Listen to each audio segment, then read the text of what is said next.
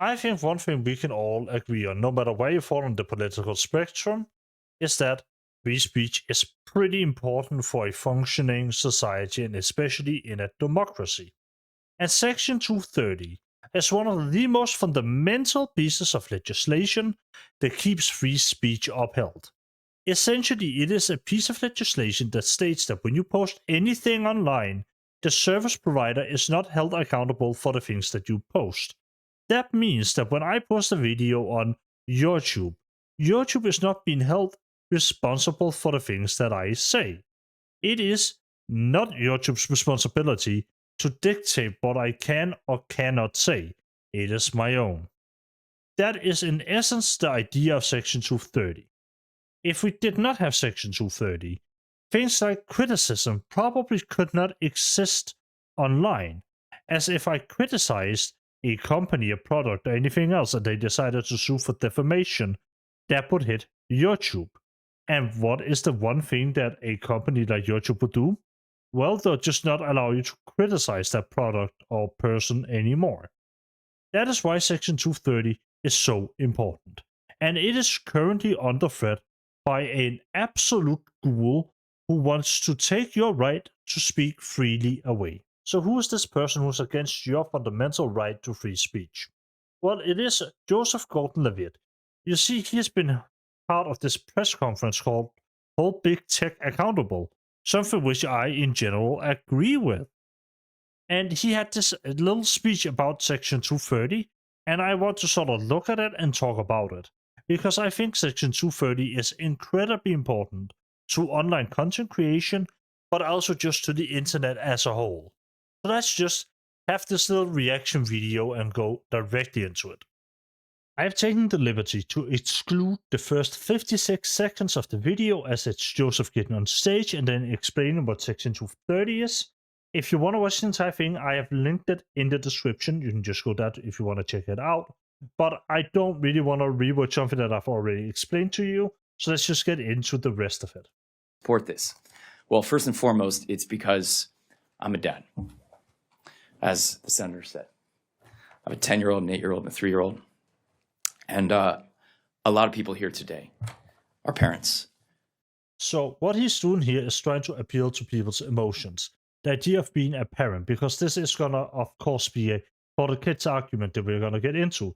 It's what you, in technical terms, calls a pathos argument. It's essentially an appeal to human emotions, which these are like used in business and stuff like that. But this is like just a very basic form of emotional appeal. And the reason why I want to explain that to you is because I want to break this down. I think it's important to. So let's just get into it more. Whose kids? I just heard a couple stories that left me trying to keep myself together. These photos remind me of my kids. And here you see it again, another appeal to exactly what? Your feelings. You're right. Ding, ding, ding. Top of the class here. He is trying to appeal to your feelings through talking about how these images and these stories reminded him of his own kids. And, you know, he has that like little croak up in the voice. He's clearly very emotional at this point, or at least attempting to be. And it is an appeal to your emotion. That is what this is supposed to be.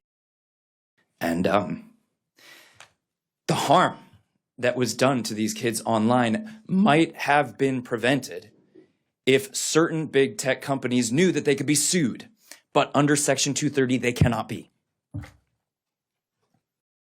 All right, without getting into what it was that happened to them, because that will come later, I will say this. If those platforms could be sued, we also couldn't criticize things on those platforms. We also couldn't call out for other kids not to be heard. A good example of this is the Epstein files, obviously.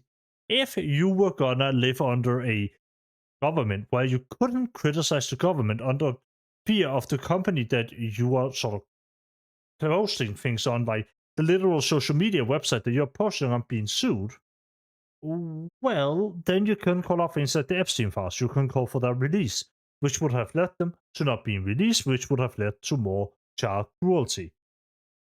These are the arguments that this sort of is based on. You need free speech in order to be able to call out things that are bad. Removing that free speech also removes your chance to hold big tech and other companies and the government accountable for the things that they do. So these amoral companies, they just keep allowing these awful things to happen on their platform, and they don't do anything about it because they will always prioritize profits over the public good. And again, he is actually right here. This is completely correct. Yes, companies are prioritizing profits over the public good. This wouldn't change if you removed the chance for free speech. This would just remove your chance to do anything about it. Imagine a world where companies are prioritizing profits over the public good, but in this world, you couldn't do anything to criticize them. That is sort of what would happen if Section 230 was removed. That is why this is bad. Even when it comes to kids. And beyond being a dad, there's nothing in the world I love more than my family. But I do have a certain kind of love for the internet. I do. I co-founded an online community called Hit Record. It's still very dear to me. So I understand what Section 230 did to bring about the birth of the internet. That was 30 years ago. The smarter ones of you will have noticed that I have it right up here, Hit Record. So let's go and check this online community out. Having looked through the Hit Record platform, there really isn't a lot to note other than it's kind of cute. I do like this picture of a cat right here. And in the community, like the home tab here, we can see things that definitely wouldn't happen to all agree with Joseph's own standpoint. Anyway, let's just go back to the video. And I also understand how the internet has changed since then. Because back then, message boards and other websites with user-generated content, they really were more like telephone carriers. They were neutral platforms. No, they weren't. Just because you decided to start paying attention to how political everything has become in 2026 doesn't mean it's not always had at least a mild bit of politics in there. There's always been political content on the internet, because that is what people care to talk about. 4chan was created in 2003. There's always been political content on the internet. Even on YouTube and the different platforms, they have always had an agenda. It is not more than 10 years ago to this day that Facebook influenced a pretty crucial decision in the UK, ending up with them getting out of EU. There's always been a political bias. It is just that we haven't seen it weaponized as much as we do now. The solution to that is still not removing free speech. Like, I don't know why we are even entertaining the idea that that might even be a remote solution. But that's not how things work anymore. Today, the internet is dominated by a small handful of these gigantic businesses that are not at all neutral. They weren't neutral before, but there is alternatives. Nobody's telling you to just use Google, and if you're talking about your kids, they shouldn't be on fucking YouTube, Facebook, or any of those to begin with. As an example, an alternative to YouTube is Odyssey. I've actually been uploading all my content over to Odyssey, but it is a decentralized alternative to YouTube. Alternatives do exist. It's just that the simple reality is that nobody's going here right now. Anyway, going back to it. But instead, algorithmically amplify whatever gets the most attention and maximizes ad revenue. Yes, which happens to usually be negative content, because negative content just drives more clicks than positive content. It is something the news has used, it is something television has used, it is something almost every big major publication uses. And removing free speech still wouldn't solve this problem at all. And we know what happens when we let these engagement optimization algorithms be the lens that we see the world through. We get a mental health crisis, especially amongst young people. We get a rise in extremism and a rise in conspiracy theories. And then, of course... All right, just to stop him here, just because I also need time to cover everything without forgetting it. Mental health crisis is probably also something to do with the fact that it's impossible to attain a middle-class life. You have to achieve so much higher than you had to in the before times to even get remotely close to the idea of owning a house. We live in a world where we will own nothing and be happy. In terms of extremism, yes, that is absolutely because of the algorithmically given content, as is simply happening when parents don't pay any attention to their kids, and their schools aren't teaching them how to be critical of what they see online. This is not sort of a big, weird idea. We get these echo chambers. And we know what happens when we let these engagement optimization algorithms be the lens that we see the world through. You shouldn't see the world through that lens. But that shouldn't be the internet's fault.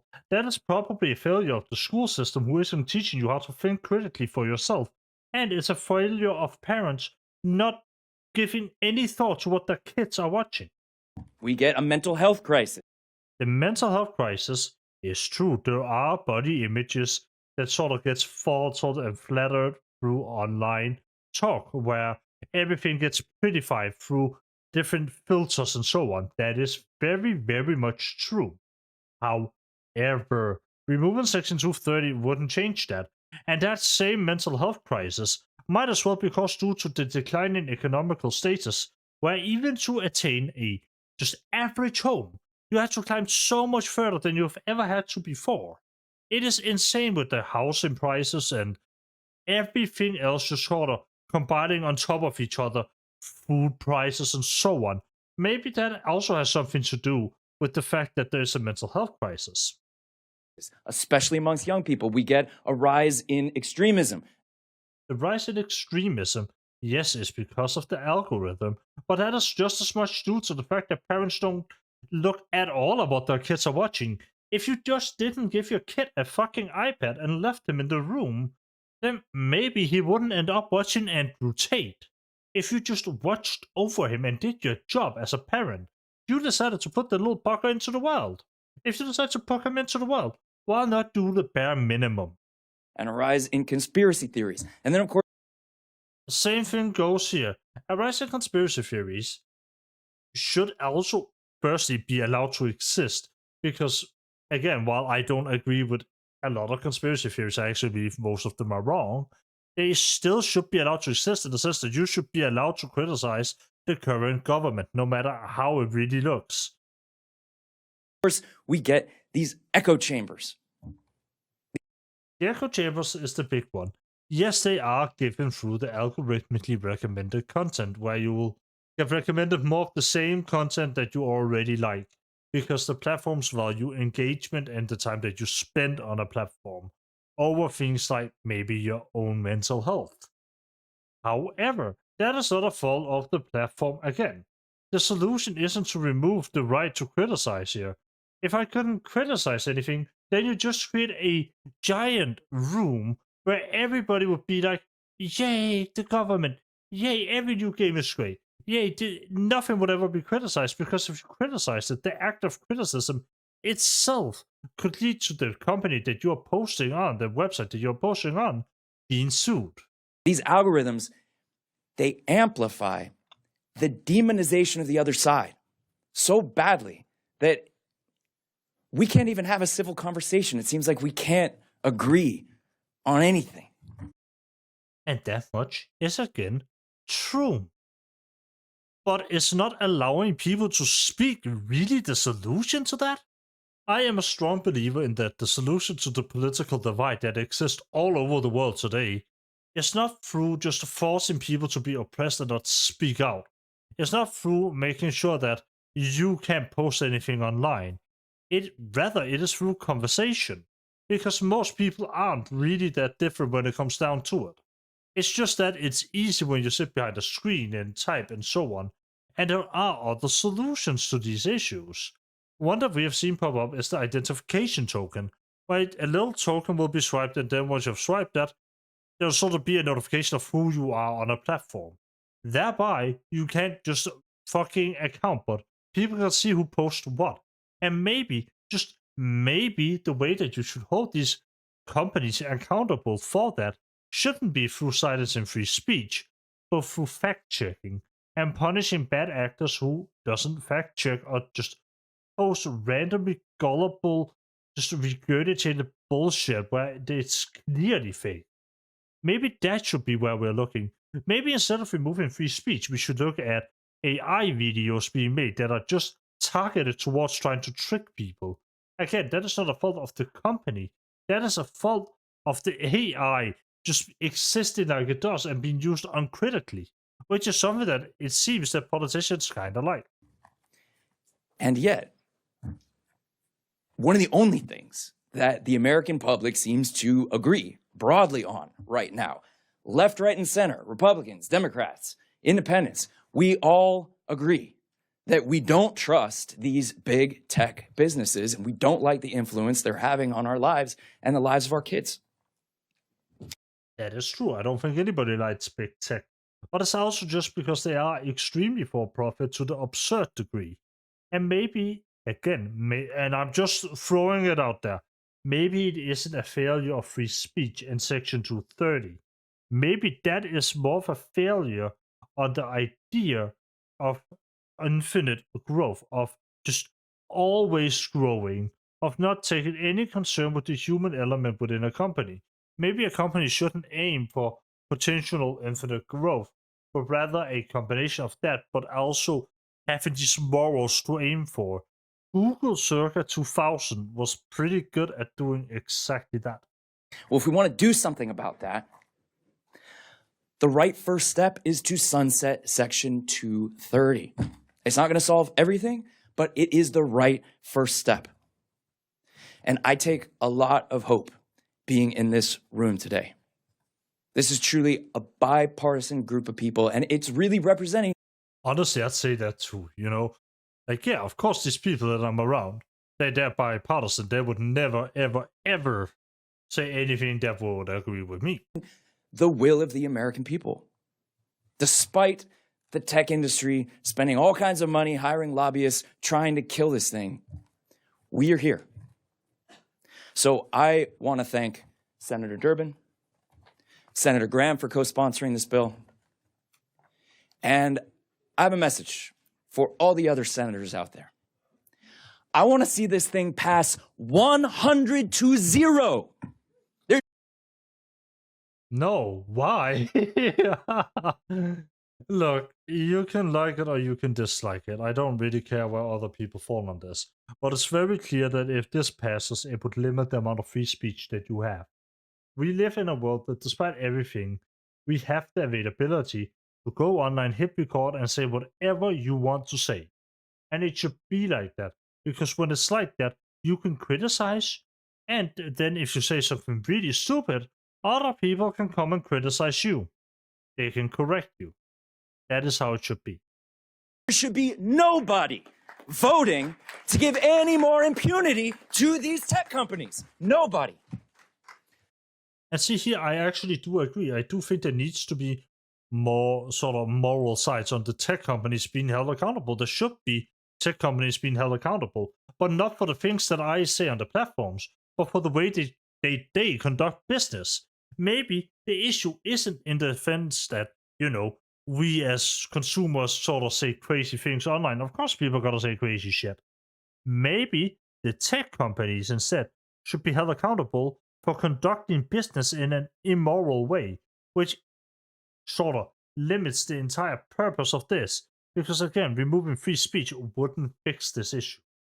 It's time for a change. Let's make it happen. Thank you. Yes, right. On the fact that it's time for a change.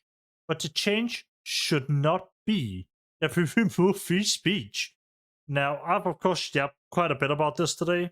Now we've sat here for a while talking about it, but I want to end off with this sort of little note. I'm from Europe. Ultimately, I'm not even in the US. But that being said, rules that are being passed in the US obviously also matter to me, as that, things like YouTube, they do operate through the US, so they would have to sort of put me in under that as well. And I quite enjoy my right to be able to sit here and criticize whatever game I prefer, or company or person, without being scared that I will have to be silenced. I think it's important that this does not pass. I think it's important that if you care about your free speech online and all of this, that you sort of go together, that we band together as a big group and say that this is a pretty awful idea. If you can, message your local senators, talk to people about this. That is the best way to ultimately change this. And when it comes to the wider political sort of debate that's currently going on, ultimately, at the end of the day, I believe that the best cure for any of these things where we can agree and there's so much of a divide is talking civilly. And that can only happen if we are allowed to criticize the things that we dislike. But it isn't going to happen by just silencing what we dislike. That's not how this will work. If we do that, then we are not very far from just saying, oh, you just can't say that.